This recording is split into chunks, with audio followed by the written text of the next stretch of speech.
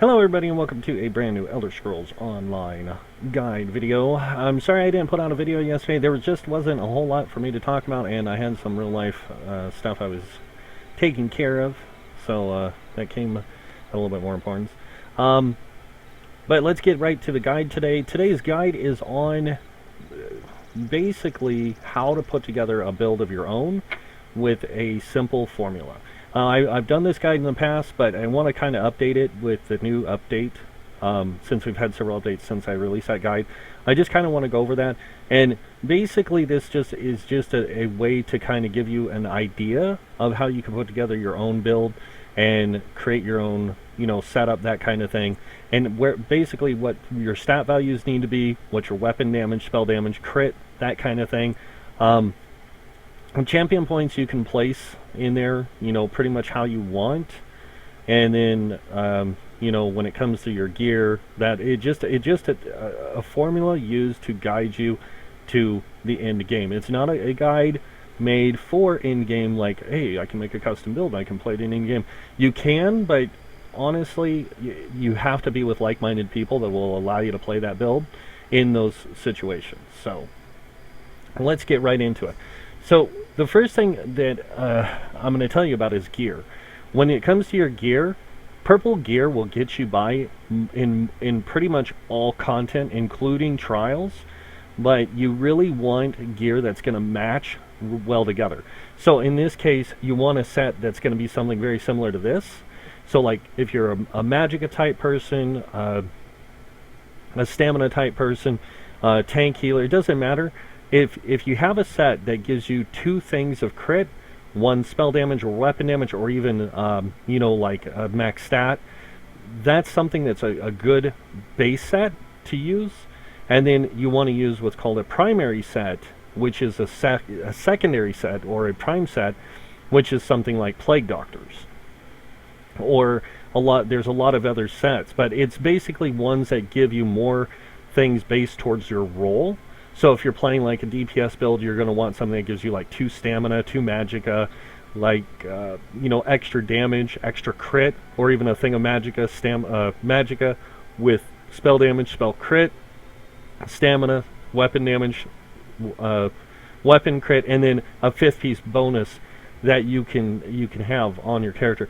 Now, the reason I say that to go with that kind of setup is it's kind of the better choices between the overall. So like if you see a lot of builds out there, some people run 2 sets that are very similar in stats. Like a lot of people run like on a healer, they'll run Spell Power Cure with Worm Cult, which are identical in design. The sets are they're basically give the same values in a sense. They're the same thing, but they're different in their 5th piece bonus. Everything else is the same. The 2, 3, 4 piece is the same, and that's kind of what you're looking at, is that 2, 3, 4 piece bonus. So if the 2, 3, 4 piece bonus is the same, is pretty close to the same, you don't want to wear it in another set. The reason why is because it doesn't give you the maximum benefits for your character and towards what you're trying to play. And that's why I do this kind of build situation. If you look at a lot of my builds, I always wear a sets in this fashion. I always wear a set similar to this. If it's not this, it's going to be Hunting's Rage, it's going to be Night Mother's Gaze, it's going to be Vipers, it's going to be the Vicious Ophidium set, or it's going to be something along those lines. It might even be one of the sets out of Morrowind, the set out of Morrowind that does the same thing, that it summons the creature. It could be sets like that that share that 2 weapon crit, weapon damage, or a max stat in the 4-piece bonus, but the 5th piece is going to be something different. The reason I do that is that way I get a good mix in my sets to where I get the maximum benefit of what I'm trying to do with my builds. So just giving you an idea on the gear. Now, you don't have to do this with your gear. You can do it the any way you want, really, but this is what I find works best to get you through a majority of the content. Now, the other thing about gear is using like an overland set. If you're don't have any dungeon sets yet or any good sets yet, get a good crafted set, and then get an overland set that's going to carry you to get you a dungeon set or get you the next, that primary set. So like in my case, I run Plague Doctors. Now Plague Doctors is good anyway, so I could go get Eben, which I do have an Eben amulet here, and I could switch it out with my Plague Doctor. If I had the rest of the set, I could get the rest of the Plague Doctor or the Eben armor set, which is going to give me, see how it gives me the same stats almost as the Plague Doctors. The reason Plague Doctors gives me more is because I have 2 gold items on, and it kicks it up a little bit. So if I were to use Eben, and I were to get 2 pieces of it in gold, and the rest of it in purple, I would be pretty much have the same 2, 3, and 4 piece bonus. But see how the 5th piece is different?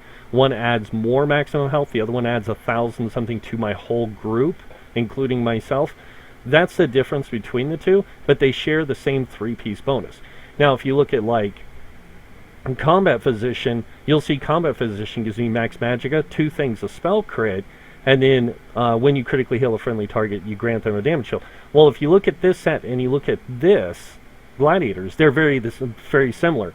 One's based for stamina, one's based for magicka. Those are the kind of like the primary set, like the prime sets with the secondary set. A prime set is one that builds onto what you're trying to do with your character.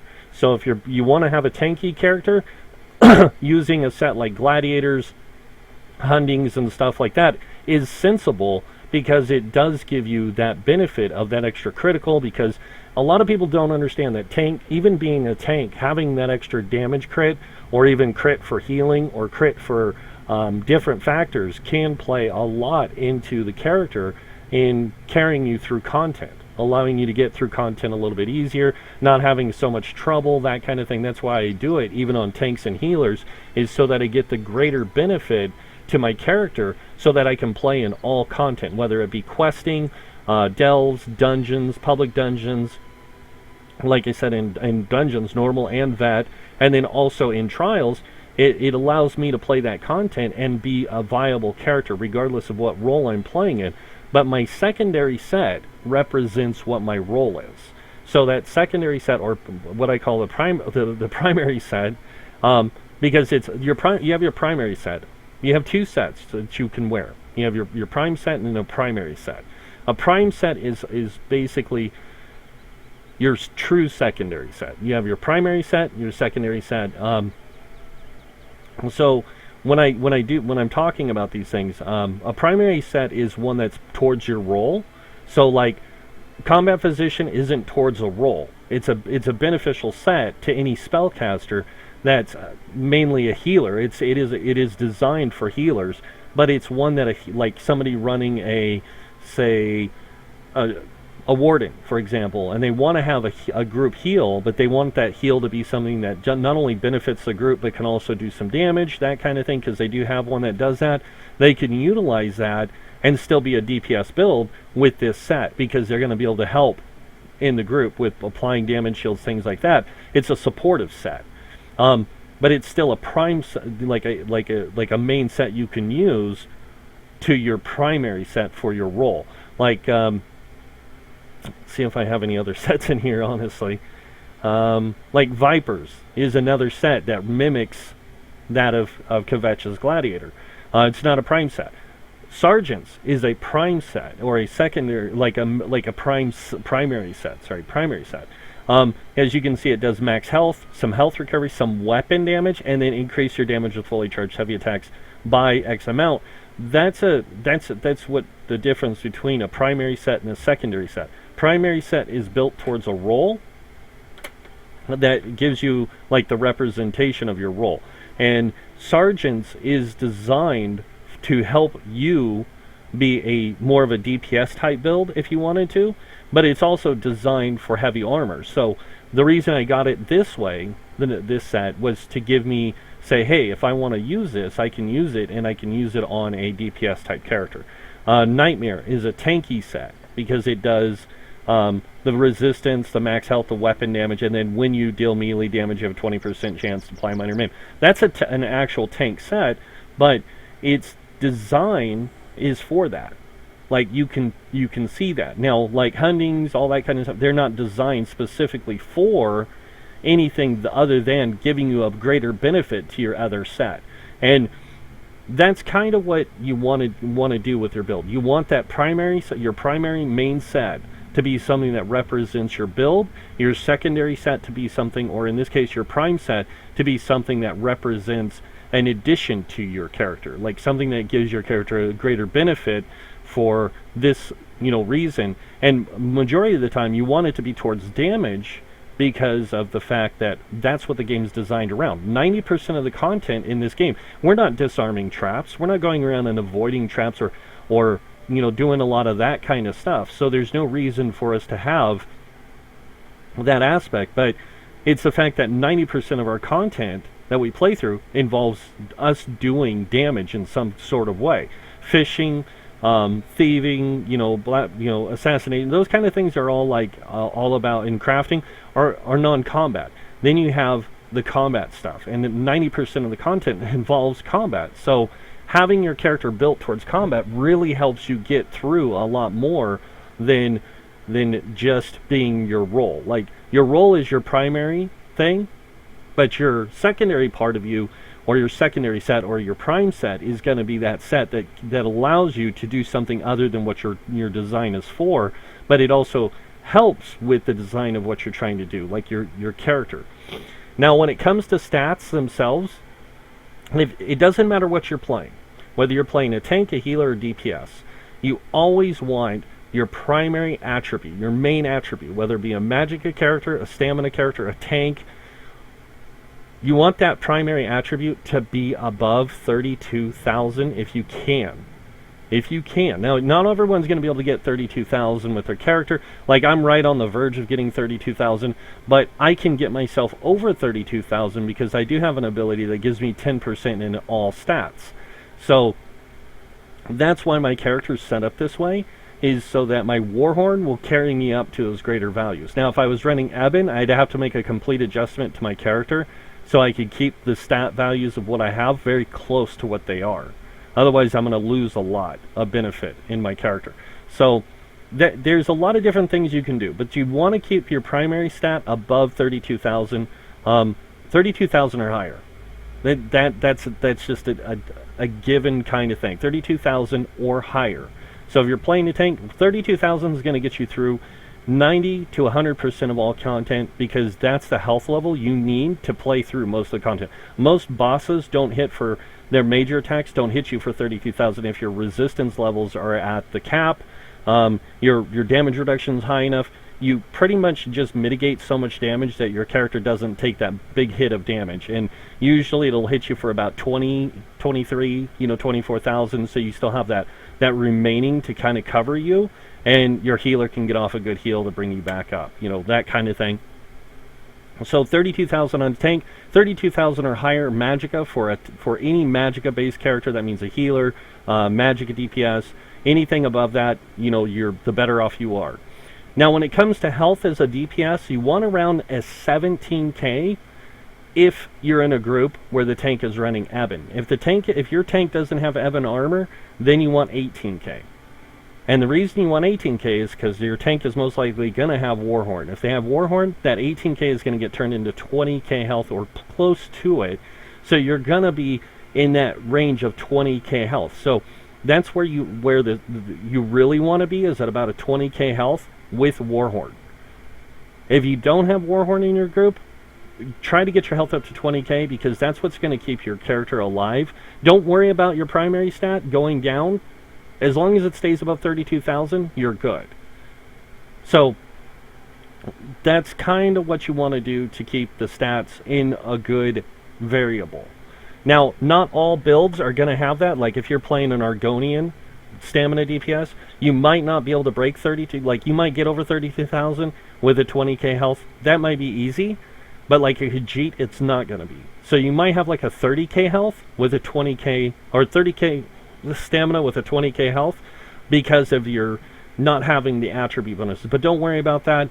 Khajiits make up the difference with their greater crit chance, so they can actually lose a little bit.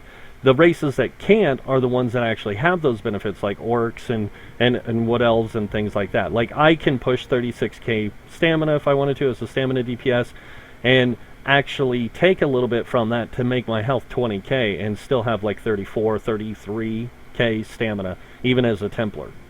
So there is that trade-off there that I can get in there. If you need to make up the difference in the stats, what you can always do is make sure that you wear an infused helm, chest, and legs, and you can put tri-stats in there. Those tri-stats are going to give you both, all three stats, so you're going to get those greater stat values. So it kind of gives you 15k health. It'll give you 1500 health roughly or more, and then you can really kick up the rest of your attributes also by a small margin by having those stats in there. So that's a thing that you can do.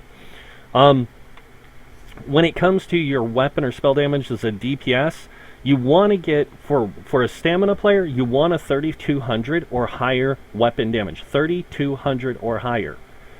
Now, if you're a Magicka DPS, 2200 or higher. Like, the higher the better in spell damage.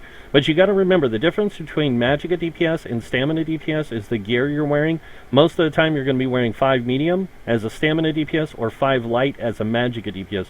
The 5 light is going to give you spell penetration. The 5 medium is going to give you 12% weapon damage. That's the trade-off between the two types of builds. So if you're playing a Stamina build, the greater weapon damage you have, the more damage your character is going to do. Whereas a Magicka person, the higher penetration you have, the more damage you're going to do. And you got to remember that you're not focusing on those things. You already get a good amount in light armor of spell penetration, so you want more spell damage, but you don't want too much. You don't want to overkill it.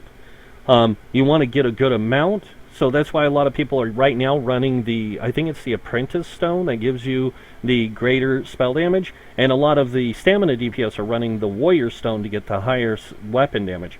But as long as you have around that, the 3200, honestly, when you buff up, it'll put you at about 4k. So 3200 will get you around 4k, and you could probably get higher, to be honest, but you only need about a 4k weapon damage as a Stamina DPS, and as a Magicka DPS, having a 3,500 magic damage is really good. Now, for critical, you always want to have, if you're playing a DPS character, you want to have a 50% or higher. 50% or higher, and the reason why is that way you get those crits more often than anyone else. Now, as a tank, you don't need the high crits or the high weapon damage. In fact, you can get by as a tank with most of the time with about a 2k weapon damage. If you can get higher, like I've done, try to get the higher weapon damage. Try to get that crit up as high as possible. The reason why is so that not only do your abilities work better, but if you're using things like Vigor for group healing, you're using anything supportive-wise to your allies that can work off of the high crit, or anything like that, you want that higher crit to make sure that it gets applied in a larger amount, because you're not a healer, you're not a DPS. So having the high crit with the higher weapon damage is as good as you can get is going to be better for you, because not only is it going to allow you to do more damage, but it's also going to make solo play for you for quests and things like that a lot easier. Now, there is a meta to the game, and we'll get into that in Monday's video. I'm going to be doing a whole thing where a topic where I talk about the difference between meta, minimaxing, that kind of thing. Like, this is a minimax build. This isn't a meta build. It could be a meta build if I chose the proper race, but I didn't choose the proper race. I created my character because as a wood elf because I prefer the elven races in the game over any of the others. That's just me. So I chose it to be a wood elf. Resistance values. Now, as a DPS, you're not going to be so concerned about your resistance values as much as you are a tank. Now, a tank wants to have about 2,500 physical and spell resistance for a base. Like, that's your baseline that you want to get above, is 2,500 spell and physical resistance. The reason why is because that'll put you at about 30k when you buff up, and you really don't need more than 30,000 spell or physical resistance for a majority of the content, because depending on the type of tank build you're playing, that's the perfect range, is at 30,000, because there is a cap to the resistances, which is 33,500. And at 33,500, you're at 50% damage mitigation. At 30,000, you're at 47.9% or something like that, or 48.9% damage mitigation. So you're not losing that much mitigation in there. You're just right there still, and you're not going to notice much of a difference. Now that's the thing though, is you want to get that resistance value though to about 32,000 if you can. A lot of builds don't get there because of design, the gear types, that kind of thing. A lot of people don't get there. In fact, a lot of times they don't even get close to there. And that's because they give up a lot of their resources and stuff for other benefits. And that's fine. You know, it depends on the tank build itself, on how you want it to work and everything like that. So I'm trying to get around 25, or like 25 base, so when you buff up you go to 30,000. If not, go to 27, so that way when you buff up you go to 32,000. Try not to go over 33.5 though. If you do go over 33.5, don't stress it. You're still in a good space for resistance value. Other than that, when it comes to the recovery rates, a lot of people will tell you recovery rate doesn't matter. They're right and they're wrong. They're right in the sense that if you're in a good organized group, it really doesn't matter because you have people who can feed your resources and things like that.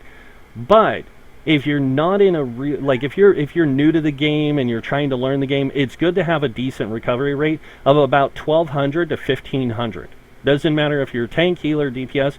If you're Magicka DPS or Magicka healer, 12 to 1,500 magic recovery or higher is going to be your greater option.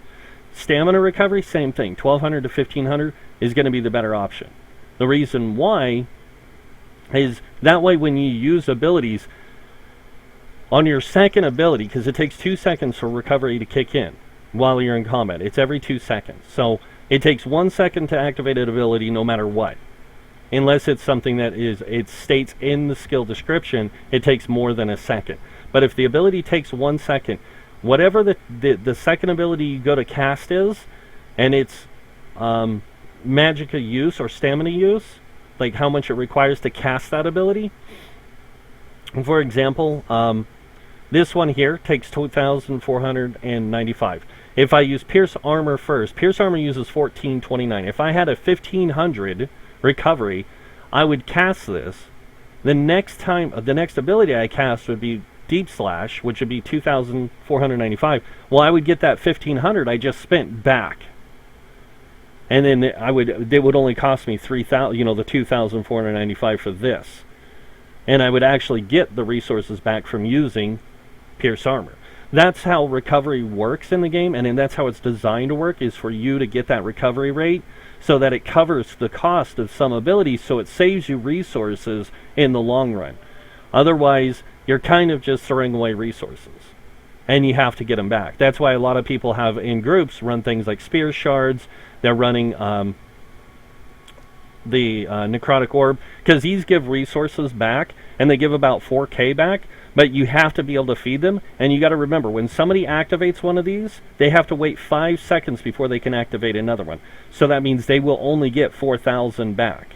And if it's on, and they are on a global cooldown, so the Necrotic Orbs, Mystic Orbs, it doesn't matter what the morph is, or the Spears, doesn't matter. They all share the same cooldown. So if you throw out Spears to somebody, and you throw orbs to them too, they can't use both. They can use one or the other. So resource management is becoming more prevalent in the game now with the Morrowind change, and having that good recovery rate, even though you might taper off in some of your DPS, don't stress it. Like, don't freak out that you're going to lose some DPS to give yourself better recovery. That better recovery is going to keep you in the fight in the long run with the ability to use more abilities more effectively. Because if you're burning through your resources and you have to sit there and heavy attack and heavy attack and heavy attack to get your resources back, you're kind of wasting it. That's why everyone right now is saying that we're in this heavy attack rotation, is because a lot of people give up all their recovery rate and go for this heavy attack rotation because they find it easier. If you have good recovery, you only have to heavy attack every other rotation. So that means you can do one whole entire full rotation, go through another rotation, and when you're done with that second rotation, you heavy attack, you get a chunk of resources back. Another thing that you can do is utilize the champion point system. So in the champion point system, when it comes to survivability, if you want to get better survivability as a DPS, using things like Ironclad, Hardy, Elemental Defender, Thick Skin, and even Expert Defender is going to be your better option to get the higher resistance, like damage mitigation for your character as a DPS, than using resistance values. Now, resistance values can, work really good, especially depending on what kind of build you're playing. If you're playing like a Stam Sork, or even a Sork that's utilizing the Lightning form, that can give you a big boost to your resistance values, and that extra 3 to 5%, mitigation that you're going to get from that, depending on the, the buff and everything like that, can really give you a better sense of survivability than taking the damage mitigation kind of thing, this damage reduction stuff.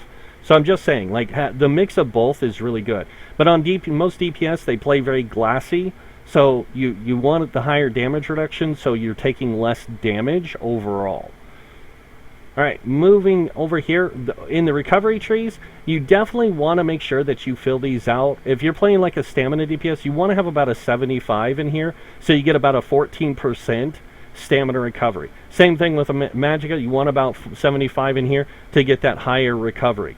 Now, the next thing you want to fill out is this. You want to put this up to about 43. It doesn't matter if you're a tank, healer, DPS. Always make sure your tenacity is at about a 43. Unless you're a healer, then you might want to see about putting 75 here with a 43% here. That way, when you do a fully charged heavy attack with your resto staff, you get greater amount of magicka back. You'll get 14% more. Now, as a tank, you don't need to really worry. 10% is fine because you already get 25% return of your fully charged heavy attacks in resources. And it depends on what weapon type you're using. If you're a magicka tank, you want to use a staff to get that magicka back. If you're a stamina tank, you want to use a sword and board or a two-handed or something with heavy attacks to get that stamina back. And getting the greater pool of stamina back is going to be more important, or the greater magicka pool back is going to be more important. Now, on a DPS, remember this on a DPS, because a lot of people don't quite get this. On a DPS, you do not get anything other than the 30% base bonus in your recovery return on a heavy attack. When you put points into this, that boosts it to 40%. 40% of your stamina recovery rate being returned to you is a huge benefit, because not only do you get that, but remember, every 2 seconds you're garnering stuff. So in a heavy attack, your heavy attack takes 2 seconds to complete. So you do your heavy attack, you're going to get that resource return plus that heavy attack return. So you get a big chunk of resources back. Now, it can be anywhere between 1,500. In my case, it can go up to 4,000. Like, I get 4,000 resources back when I do a heavy attack sometimes with my character, with this character, even though I have a low recovery rate. But I'm in heavy armor, so I'm actually at like a 60%, 65% return on my heavy attacks.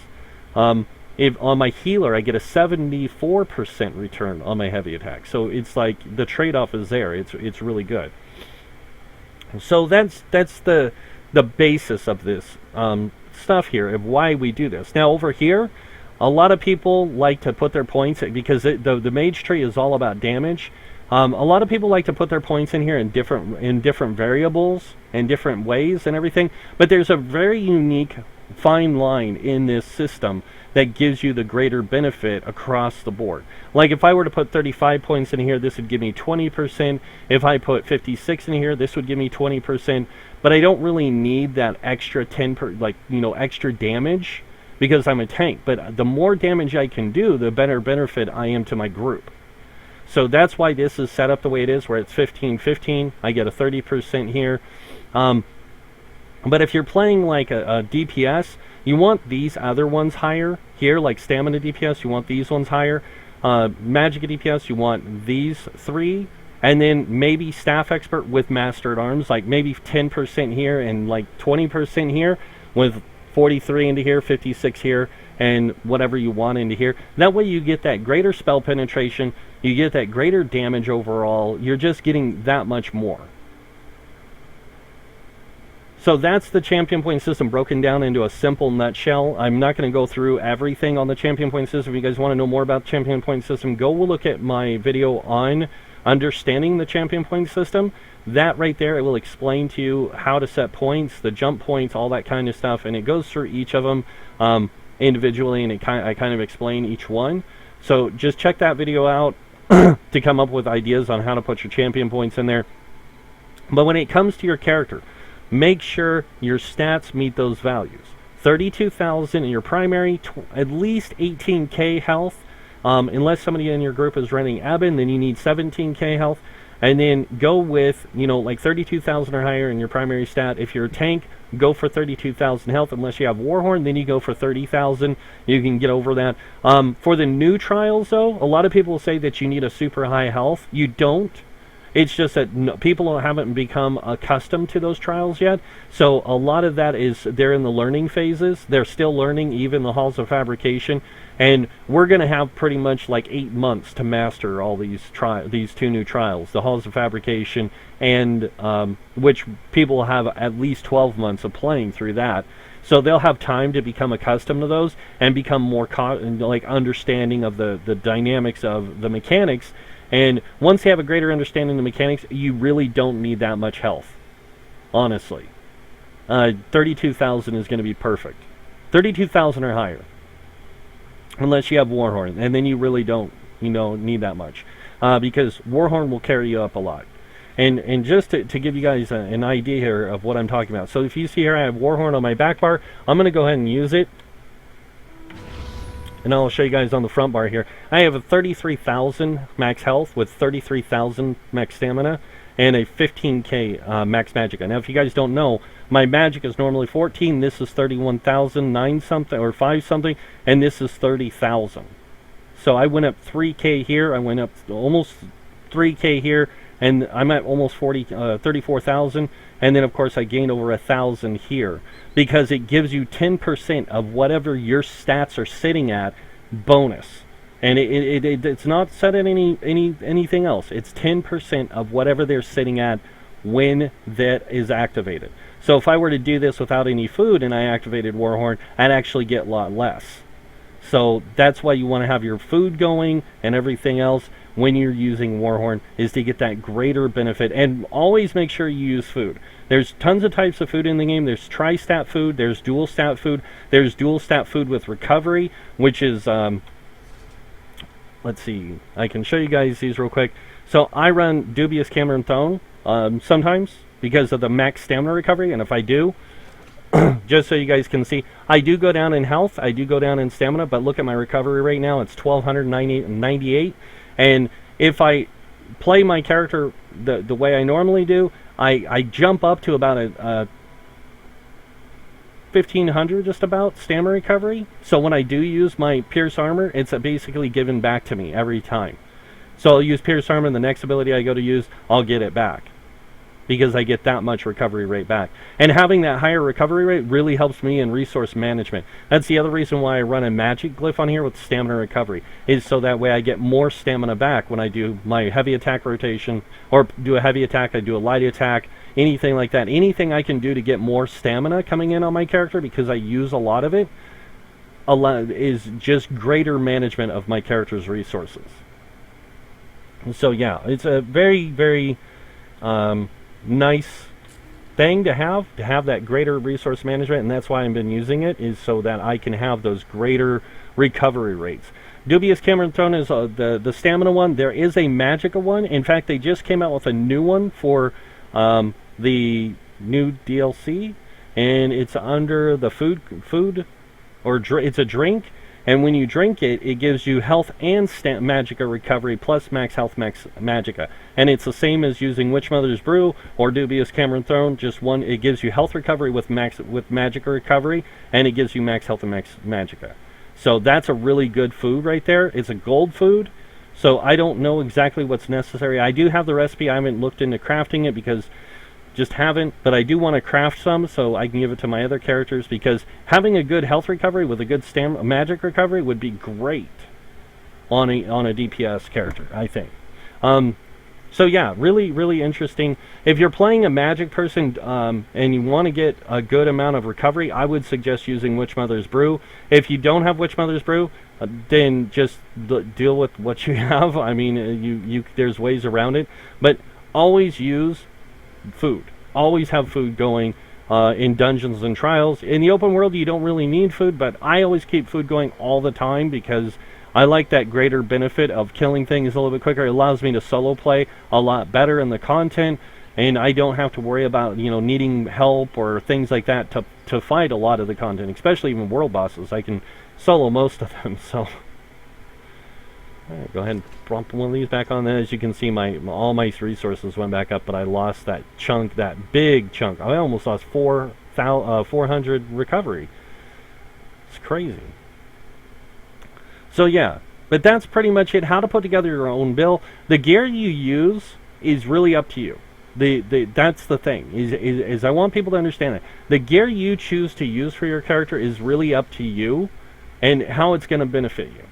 Now, they don't have a set similar to like Night Mother's Gaze, which is the stamina set that gives you like extra stam pin for a Magicka side. Instead, Magicka has another set that's very similar, and then of course they have other things, but they also get penetration where weapon like stamina builds don't. So if you're playing a stamina build, put a little bit into penetration to give you some penetration, so you get that greater physical pin. And then when you're playing a magic character, you don't really have to worry so much about penetration, but it is nice to have a little extra. So use your champion points wisely. So yeah, that's pretty much it for this video, guys. I hope that this guide helps a lot of people understand a little bit more about the game. I am going to be doing a lot more coverage on things like this to kind of give you guys greater understanding of different things. I will be going over the champion points again because we are at 690 now, to where when I did that champion point video, we were at 610, I think it was, when it came out. So we literally have like 60 more points, and it's crazy, like, or more than 60 more points. We have 90 more points. So we were at 600 then, and we're 90 points ahead of that now, and it's crazy. I mean, the next one we're gonna have 710, or 720 in the next update. That's crazy. Like we're getting close to that 1,000 mark, and I really hope the devs look at that soon, because we're really pushing the limits of where we can put points, and it's almost getting to the point where we're going to have to start hybridizing, and it's kind of scary. So with our champion points, not our characters, just our champion points. But that's kind of scary that we're going to have that benefit here soon. I mean, I'm already starting to hybridize some with this character, putting into healing, things like that. So yeah, that's it for this video, guys. If you guys like this video, go ahead and hit that like button. If you guys want to see more videos by me, hit that subscribe button. Other than that, I want to thank you all for watching. Until next time, have a wonderful day. And this guy, we'll see y'all later. Bye.